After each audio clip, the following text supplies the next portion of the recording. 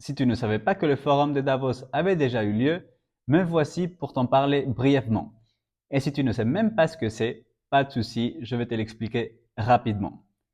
Officiellement, c'est le Forum économique mondial, un sommet où des leaders politiques, des entrepreneurs et des économistes débattent des grands défis de la planète. Il a été fondé par Klaus Schwab, son président actuel. Officieusement, c'est l'endroit où les gros poissons font du networking avec d'autres gros poissons. Chaque année, les discussions dans les Alpes suisses génèrent des titres qui vont au-delà des discours formatés et des photos officielles. Et cette année n'a pas fait exception. Avec un thème axé sur la collaboration à l'ère intelligente, les débats ont porté sur les crises géopolitiques, l'essor de l'intelligence artificielle et la question éternelle de l'énergie.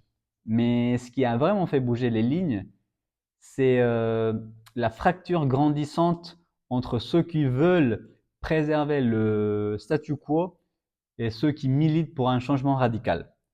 Voici un bref résumé de ce qui, selon moi, a été le plus important. La paix, ou son absence, a été au centre des discussions.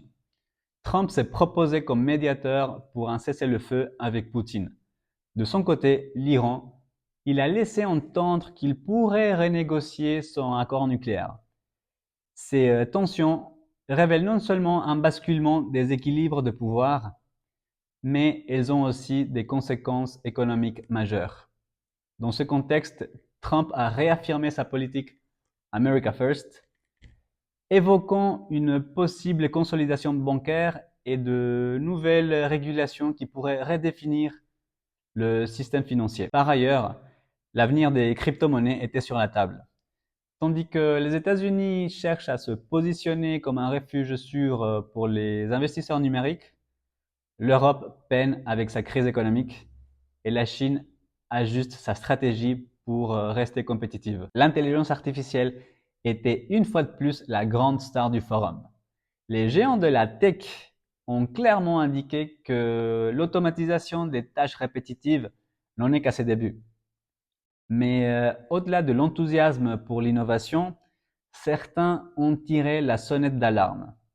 Sans régulation adéquate, cela pourrait mener à un chômage de masse. Autre point clé, Trump a annoncé l'expansion de l'industrie énergétique américaine et la sortie définitive des États-Unis de l'accord de Paris, mettant la pression sur l'Union européenne pour qu'elle augmente ses importations de gaz américain. Pendant ce temps, la Chine et l'Europe ont réaffirmé leur engagement envers la transition énergétique. Le monde est une fois de plus pris entre deux visions.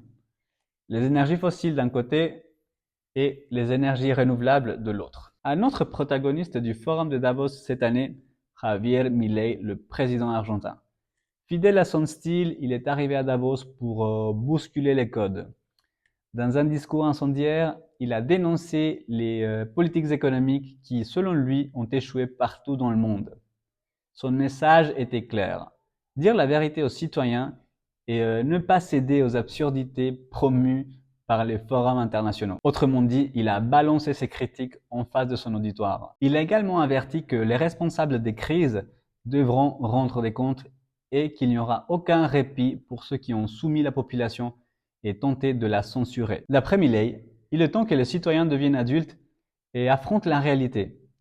Les idées promues dans des forums comme celui-ci ne sont pas seulement erronées, mais elles sont profondément nuisibles. Et nous revoilà avec Trump qui a fustigé le manque d'investissement militaire des pays européens, insinuant que sans un effort financier accru, l'Europe deviendra encore plus dépendante des États-Unis pour sa défense. Il a proposé que chaque pays consacre au moins 5% de son PIB à la défense, une suggestion qui a immédiatement divisé les participants. En fin de compte, le forum de Davos peut se résumer en un affrontement entre deux visions: s'adapter ou résister. Dans un monde où le multilatéralisme européen vacille et où la compétition stratégique entre la Chine et les États-Unis s'intensifie, une nouvelle ère de confrontation globale s'ouvre. L'Europe pourra-t-elle s'adapter au nouvel ordre mondial ou restera-t-elle à la traîne?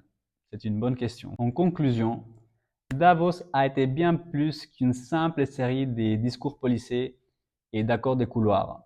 C'était le théâtre d'un affrontement idéologique entre ceux qui veulent préserver l'ordre établi et ceux qui prônent une transformation radicale.